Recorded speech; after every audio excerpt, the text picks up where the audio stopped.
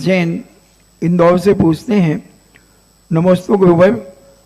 महाराज जी, पूज्य मुनिराजों की आहारचर्या में 32 अंतराय होते हैं, तो इसमें एक पिंड हरण नाम का अंतराय होता है, तो ये क्या होता है और किस प्रकार होता है वर्तमान में? पिंड हरण का अर्थ होता है कि जब आचार्य साधु आहार लेते हैं, ग्रास देने के बाद कोई उसको उठा लेवे, कोई पक्षी, कोई आदि हाथ में आए हुए आहार को छीन लेवे, कोई श्रावक उठा लेवे, तो ये पिंड हरण नाम का कहलाता है।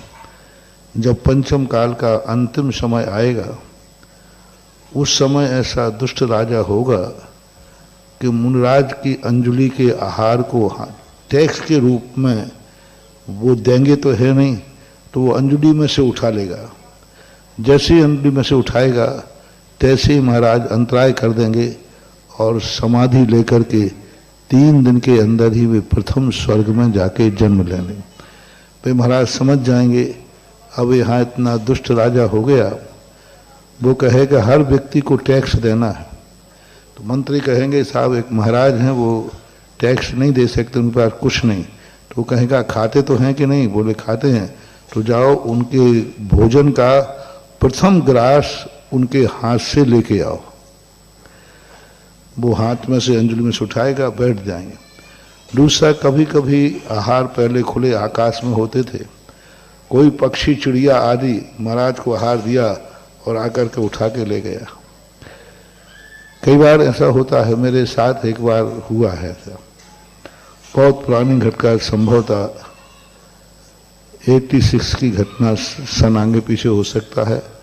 आहार जी में 50 आहार दे रहे थे। मैंने हाथ धो लिए, धोने के बाद एक बच्चे ने गिलास दे दिया। उधर पीछे से लोग, अरे गिलास नहीं देना है, गिलास नहीं देना, चावल देना, चावल देना है। तो उसने जो दिया था ना, वो उठा लिया।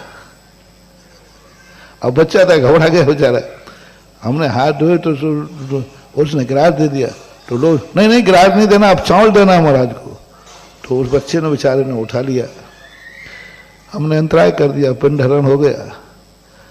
अब वो बच्चा बाद में इतना रोया, इतना रोया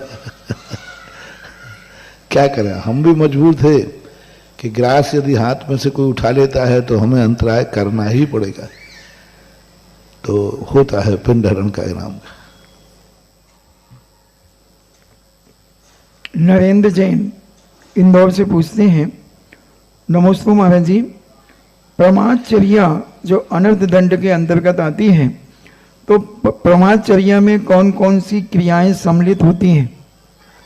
प्रमाद क्रिया में जो अपने आवश्यक हैं, उन आवश्यकों में प्रमाद करना, उत्साह नहीं रखना, जागरूक नहीं रहना, कसाय की तीव्रता का नाम प्रमाद है।